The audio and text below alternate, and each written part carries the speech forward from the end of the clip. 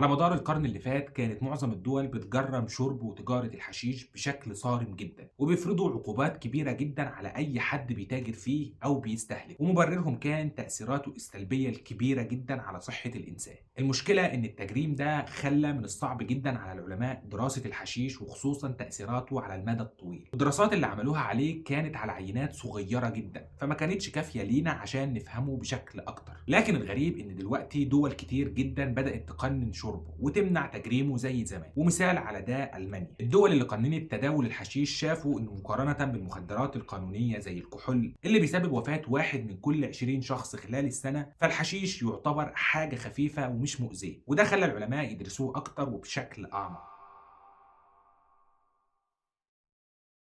في البداية عشان نستوعب إحنا بنتعامل مع إيه، لازم الأول نعرف إننا قدام نبات أقدم من القوانين اللي بتمنعه من آلاف السنين. البداية الموثقة عالميا للحشيش كانت تقريبا سنة 2700 قبل الميلاد، لما انذكر في السجلات المنسوبة للإمبراطور الصيني شنونينج. شنونينج كان بيعتبر الحشيش جزء أساسي من صيدليته، وكان بيوصفه لكل الحالات المستعصية زي آلام المفاصل الحادة واضطرابات الجسم المختلفة. ومع الوقت خرج الحشيش من الصين وسافر مع القوافل التجارية عن طريق الحرير لحد ما وصل لينا كعرب في القرن ال 12 الميلادي. الغريب ان دخول الحشيش ما كانش مرتبط بتجاره ممنوعه، لكنه دخل عن طريق بعض طوائف الدراويش اللي كانوا جايين من بلاد فارس اللي هي ايران حاليا. الناس دول كانوا بيعتقدوا وقتها انه بيساعدهم على التامل والعباده، ومن هنا بدا الحشيش ينتشر في مصر وبلاد الشام. ومع الوقت اتحول من طقس خاص لظاهره اجتماعيه بدات تقلق الحكام والفقهاء خصوصا في العصر المملوكي. في الوقت ده في اوروبا الحشيش كان بيتباع في الصيدليات كمسكن عادي للاوجاع، وفضل الوضع كده لحد ما العالم صحي في القرن العشرين على حقيقة إن ده مش نبات عادي. الحشيش بقى بوابة لجرائم ومشاكل اجتماعية كتيرة جدا، والأهم إن العلماء بدأوا يكتشفوا إنه مش بريء زي ما كنا فاكرين. ومن هنا اجتمع العالم في جنيف سنة 1925 وقرروا يحطوه تحت السيطرة الدولية. وبعدها بسنين وتحديدا في أمريكا سنة 1937 صدر قانون ضريبة الماريجوانا اللي كان البداية الفعلية لنهاية عصر الحشيش القانوني في كل العالم. ومن هنا اتحول الحشيش لمادة بتطاردها أجهزة المخابرات في كل مطارات وموانئ الكوكب. سامعك اللي بتقول لي الله،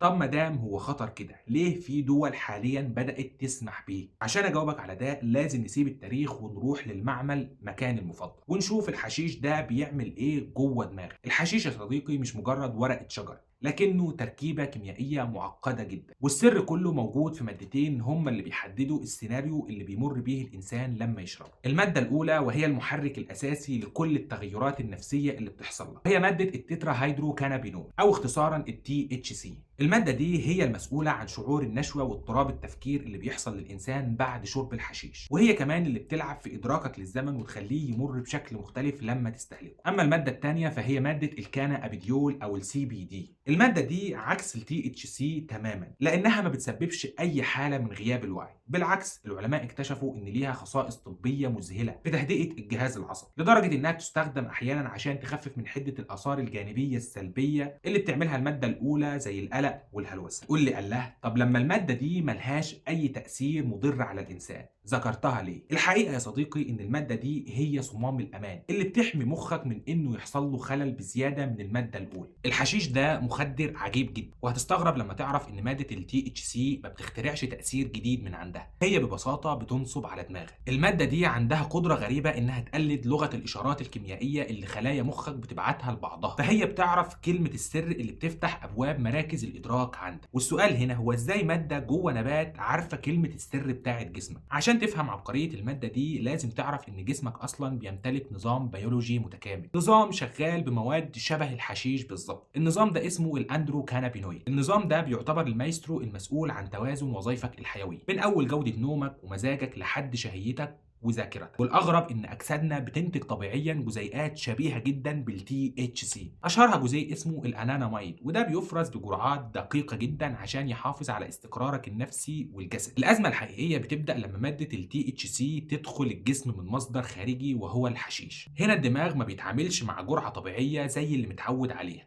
ده بيتعرض لاجتياح كيميائي بيفوق قدرة النظام على الاستيعاب. التدفق الضخم ده بيعمل حالة من الارتباك في المستقبلات العصبية، وبيخلي السيستم كله يختل ويفقد قدرته على نقل الإشارات بين الخلايا بدقة. عشان نتخيل الصورة بوضوح خلينا نعتبر المخ ده مؤسسة مالية مثلا، والتي اتش سي اللي في الحشيش هنعتبر انه شخص نصاب. فايه اللي الموظف النصاب ده هيعمله في مكاتب الإدارة الحساسة جوه المؤسسة دي عشان يسرق فلوسهم؟ خلونا نبدأ بمنطقة الهايبوكامبس، وده في شركتنا هو قسم الارشيف. القسم ده مسؤوليته يستقبل كل الاحداث اللحظيه ويحولها لملفات محفوظه عشان نقدر نسترجعها كذكريات بعدين. جوه القسم ده بقى فيه مستقبلات عصبيه اسمها السي بي 1، ودول هم موظفين الاستقبال. مجرد دخول التي اتش سي من الحشيش بيرتبط بالمستقبلات دي، والنتيجة إن الموظفين بيصابوا بحالة من الخمول. فاللي بيحصل إن عملية أرشفة الملفات بتتعطل، يعني عملية تخزين الذكريات بتقف. وده بيفسر ليه الشخص اللي بيشرب حشيش ممكن ينسى هو كان بيقول إيه من ثواني، أو يفقد القدرة على تكوين ذكريات جديدة للمواقف اللي بيمر بيها حالا. الكارثة بقى إنه مع الاستخدام المتكرر قسم الأرشيف نفسه كفاءته بتقل، وبتبقى عملية استرجاع المعلومات القديمة مهمة صعبة ومتعبة جدا. ننتقل بعدها للقشرة الأمامية للمخ أو البريفرونتال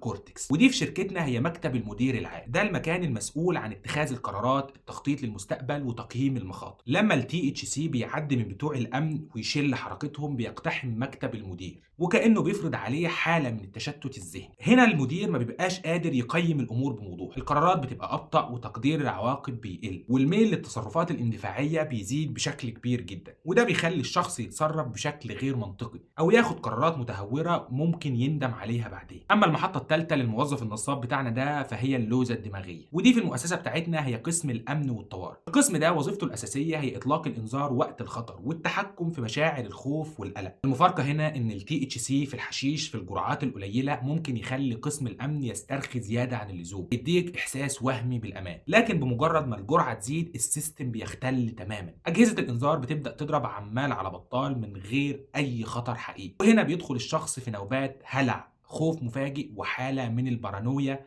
أو الشك والارتياب في كل اللي حواليه. المحطة الأخيرة والأخطر في جولتنا داخل الشركة هي نظام المكافأة أو الريورد سيستم. في الحالة الطبيعية القسم ده هو المسؤول عن تحفيزك أول ما تنجح أو تمارس رياضة أو حتى تاكل وجبة بتحبها. هنا بيقوم الموظف الأشهر في القسم ده وهو الدوبامين بدوره، فبيدي لك إشارة سعادة ورضا كأنه بيقول لك أنت حققت إنجاز، كرر السلوك ده تاني. لكن المشهد بيتغير تماما مع دخول التي اتش سي من الحشيش. هو ما بينتظرش منك تعمل مجهود او تحقق نجاح، هو بيقتحم قسم المكافأة ويدفع الخلايا لإنتاج كميات ضخمة من الدوبامين بدون وجه حق. هنا المخ بيقع في فخ كبير، بيبدأ يحس بنشوة وسعادة مبالغ فيها مع إن مفيش أي إنجاز حصل على أرض الواقع. ومع التكرار بتحصل المشكلة الأكبر وهي الاعتياد. قسم المكافأة بيبدأ يغير حساباته ويتعود على المستويات العالية جدا من الدوبامين، والنتيجة بتكون إن ملذات الحياة العادية ما بقتش تفرحك زي الأول. لعب الكورة ما بقاش يبسطك، خروجة حلوة ما بقاش ليها طعم، ومش بس كده، كمان التزاماتك اللي كنت بتعملها مش بتقدر تكملها. يعني المذاكرة بتبقى تقيلة، الشغل بيكون مرهق، وحتى هواياتك ما بقتش تحب تعملها. الشركة هنا اللي هو مخك بتبدأ ترفض الشغل الطبيعي وبتبقى عايزة الحافز السهل السريع. ومن هنا بيتحول الموضوع من مجرد تجربة عابرة في موقف عادي لرغبة قهرية واحتياج نفسي ملح لشرب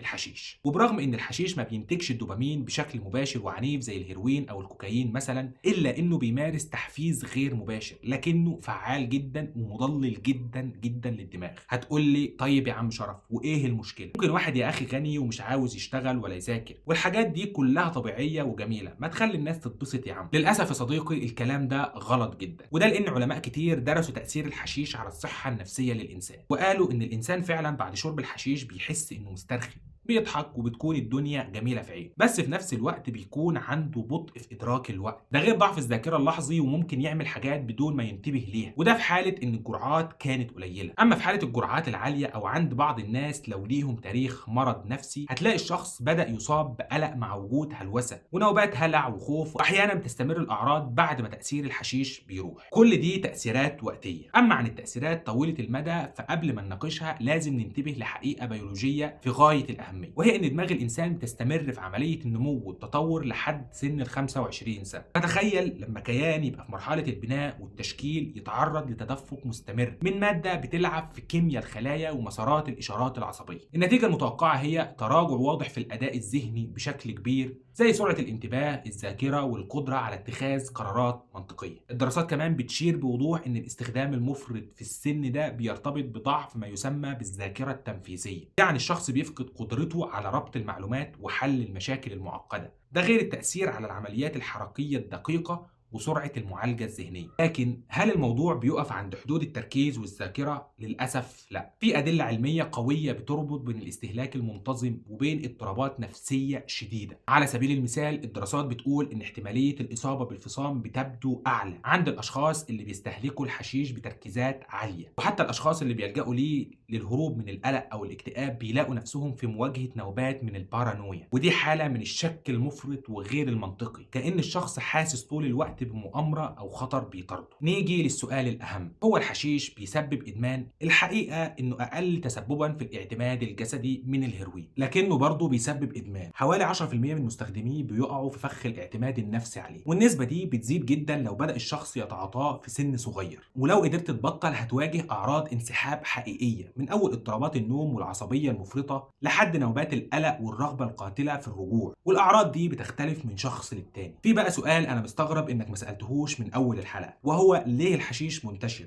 وشريحة كبيرة جدا جدا بتتعاطاه رغم كل البلاوي الزرقاء دي؟ الحقيقة هو في أسباب كتير لانتشاره، أهمهم إنه رخيص مقارنة بغيره من المخدرات، كمان سهل الوصول ليه، وللأسف السينما رسمت صورة ليه على إنه رمز الحرية. لو وصلت لهنا اتأكد إنك مشترك في القناة. أشوفك بخير، سلام.